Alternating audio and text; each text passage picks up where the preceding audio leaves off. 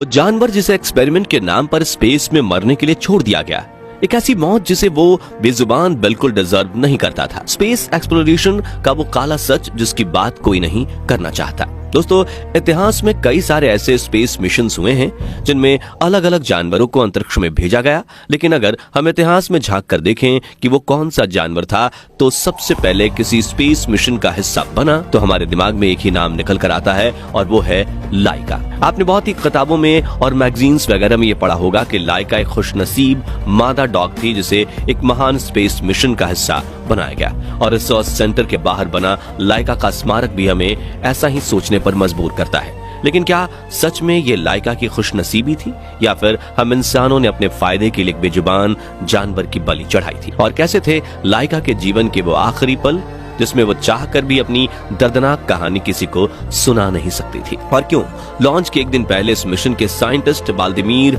लाइका को अपने घर ले गए थे? इन सवालों के जवाब आज हम आपको इस वीडियो में देने वाले हैं। ये एक ऐसी अनकही सच्ची घटना है जिसे सुनकर आपकी आंखें नम हो जाएंगी, इसलिए वीडियो को अंत तक जरूर देखिएगा। दोस्तों, हम सब जानते हैं कि नील आर्मस्ट्रांग ही वो पहले इंसान थे जिन्होंने 1969 के दौरान चांद पर कदम रखा। लेकिन क्या आपको पता है इतिहास में पहली बार स्पेस ट्रेवल करने वाले पहले इंसान कौन थे? इनका नाम है यूरी गैगरिन, जो एक सोवियत कॉस्मोनॉट थे। यूरी गैगरिन ने यह कीर्तिमान 1961 में बनाया जब उन्हें पृथ्वी के ऑर्बिट का चक्कर लगाने के लिए एक मिशन पर भेजा गया। लेकिन क्या आपको लगता है कि हम इंसानों ने स्पेस में जाने का ये रिस्क ऐसे ही खुद पे ले लिया था? अगर आप ऐसा सोचते हैं तो आप बिल्कुल गलत हैं। दरअसल इंसान कोई भी नई चीज खोजने या उसे अपने ऊपर आजमाने से पहले अलग अलग जानवरों पर उसका परीक्षण करता है। जिस तरह नई दवाइयों की खोज शुरू करने में सबसे पहले चूहों और खरगोशों वगैरह पर उनका एक्सपेरिमेंट किया जाता है, ठीक वैसे ही स्पेस में किसी इंसान को भेजने से पहले कई सारे जानवरों को वहां भेजा गया था, और इन्हीं जानवरों की लिस्ट में सबसे ऊपर है लाइका। वैसे लाइका से पहले भी वैज्ञानिक कुछ मक्खियों, कीड़े मकोड़ों और चूहों को इस तरह के मिशंस का हिस्सा बना चुके थे। साथ ही अल्बर्ट नाम के एक बंदर को भी 1948 में एक सब ऑर्बिटल स्पेस फ्लाइट का हिस्सा बनाया गया था, लेकिन ये फुल फ्लेजेड स्पेस मिशन नहीं थे। इसलिए इतिहास में लाइका ही वो पहला जानवर मानी जाती है जिसे स्पेस ट्रैवल कराने के लिए भेजा गया। लेकिन ये सब हुआ कैसे, और इस मिशन के लिए लाइका कुतिया को ही चुना क्यों गया? चलिए इस कहानी को थोड़ा शुरुआत से जानते हैं। दोस्तों, हुआ यूं कि 1961 में फर्स्ट ह्यूमन स्पेस मिशन को अंजाम देने से पहले स्पेस ट्रैवल हमारे लिए एक अनसुलझे रहस्य की तरह था। कोई नहीं जानता था कि स्पेस में जाकर इंसान सरवाइव कर सकता है या नहीं, और इसी सवाल का जवाब खोजने के लिए दुनिया भर की स्पेस एजेंसियां अलग अलग जानवरों और कीड़े मकोड़ों को स्पेस में भेजा करती थी। उसी दौरान 1957 में सोवियत यूनियन ने अपने स्पुतनिक 1 सैटेलाइट को स्पेस में सफलतापूर्वक लॉन्च किया। ये स्पेस एक्सप्लोरेशन के फील्ड में इंसानों को मिली एक बहुत बड़ी कामयाबी थी, क्योंकि ये पहली ऐसी सैटेलाइट थी जिसे इंसानों ने पृथ्वी के ऑर्बिट में सफलतापूर्वक पहुंचाया था। इस कामयाबी के नशे में डूबा सोवियत यूनियन अब बहुत ही जल्दी इंसान को स्पेस में भेजना चाहता था। असल में ये वो दौर था जब सोवियत यूनियन और अमेरिका के बीच एक स्पेस रेस चल रही थी, और दोनों ही देश किसी भी कीमत पर इस फील्ड में एक दूसरे से आगे निकलना चाहते थे। इस जल्दबाजी में रूस ने अपना अगला मिशन स्पुतनिक 2 अनाउंस किया, जिसमें इस बार उन्होंने कुत्ते को स्पेस में भेजने का प्लान बनाया। जिस समय यह मिशन बनाया जा रहा था, लाइका मॉस्को की सड़कों पर घूमने वाली एक साधारण सी मादा डॉग थी, और कोई उसे देखकर ये कभी नहीं सोच सकता था कि कुछ ही महीनों में ये डॉग स्पेस ट्रैवल करने वाली है। अमेरिका से आगे निकलने की होड़ में सोवियत यूनियन ने अपने वैज्ञानिकों को ये दूसरा मिशन लॉन्च करने के लिए सिर्फ 4 हफ्ते का समय दिया, और शायद इसी चीज का जुर्माना बाद में उस बेचारे मासूम डॉग को भरना पड़ा।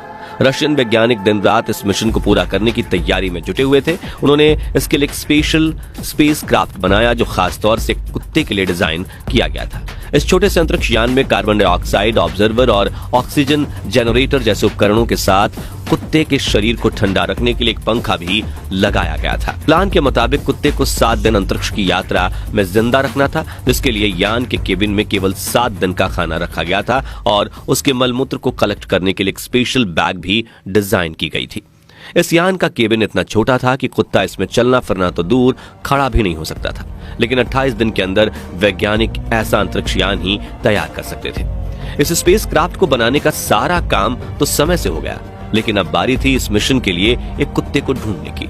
रशियन वैज्ञानिक इसके लिए जानबूझकर एक आवारा कुत्ते को चुनना चाहते थे, क्योंकि वो घरेलू कुत्तों की तुलना में ज्यादा एक्सट्रीम कंडीशंस में सरवाइव कर सकते हैं। इन किसी खोज के दौरान इनकी नजर लाइका पर पड़ी, जो मॉस्को की सड़कों पर रहने वाली 3 साल की मादा डॉग थी।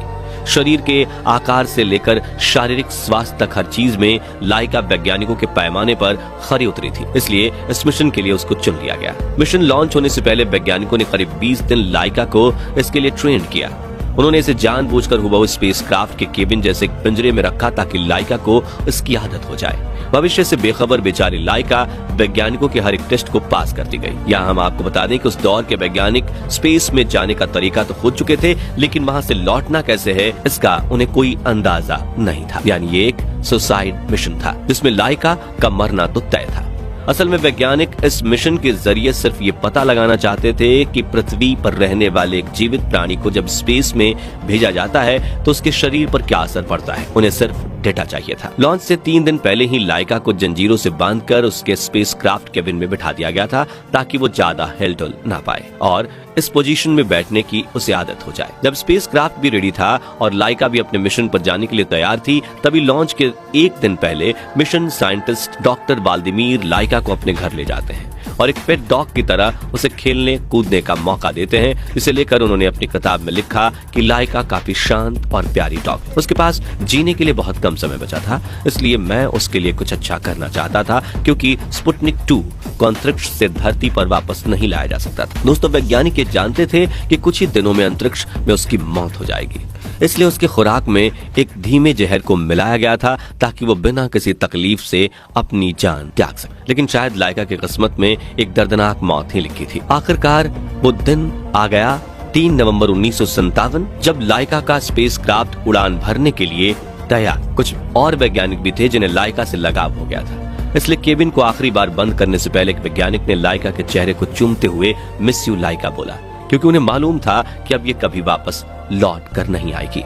भारतीय समय के अनुसार सुबह के करीब 8 बजे इस अंतरिक्ष यान ने एक सफल उड़ान भरी और देखते ही देखते यह आसमान में मीलों दूर पहुंच गया। शुरुआत में सब कुछ ठीक था, लेकिन तब एक टेक्निकल फॉल्ट की वजह से इस स्पेसक्राफ्ट का एक हिस्सा इससे अलग नहीं हो पाया।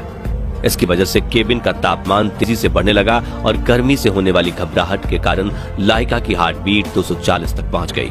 वो इन हालातों से करीब 5 घंटे तक लड़ती रही, लेकिन फिर तापमान इतना ज्यादा बढ़ गया कि उस बेचारे जानवर ने दम तोड़ दिया। सोचिए वो 5 घंटे उसके लिए कितने ज्यादा दर्दनाक रहे होंगे। आज हम लोग इसकी कल्पना भी नहीं कर सकते। लाइका की मौत के बाद उसका स्पेसक्राफ्ट 162 दिनों तक स्पेस में पृथ्वी के चक्कर लगाता रहा। आखिरकार 14 अप्रैल 1958 को यह पृथ्वी के वायुमंडल में घुसा और एंटर करते ही धमाके के साथ छोटे छोटे टुकड़े में टूटकर हमेशा के लिए खत्म हो गया। आज हम लोग स्पेस एक्सप्लोरेशन जैसे कई मिशन और इस फील्ड में जो तरक्की कर रहे हैं, उसमें लाइका के इस बलिदान का बहुत महत्व है। रशिया खुद भी इस बात को बहुत अच्छे से समझता है, इसलिए वहां लाइका के सम्मान में कई अलग अलग लोकेशंस पर इसके स्मारक बनाए गए हैं। इसमें सबसे मुख्य स्मारक वो है जो मिलिट्री रिसर्च फैसिलिटी में बनाया गया है, क्योंकि इस जगह पर लाइका को अंतरिक्ष में जाने के लिए ट्रेंड किया गया था। खैर दोस्तों, आज के लिए बस इतना ही, लेकिन कमेंट बॉक्स में लाइका के लिए मिस यू लाइका लिखना बिल्कुल भी ना भूलें। साथ ही ऐसे ही इंफॉर्मेटिव वीडियोस देखने के लिए चैनल को सब्सक्राइब और फेसबुक पेज को फॉलो करना भी ना भूलें। धन्यवाद।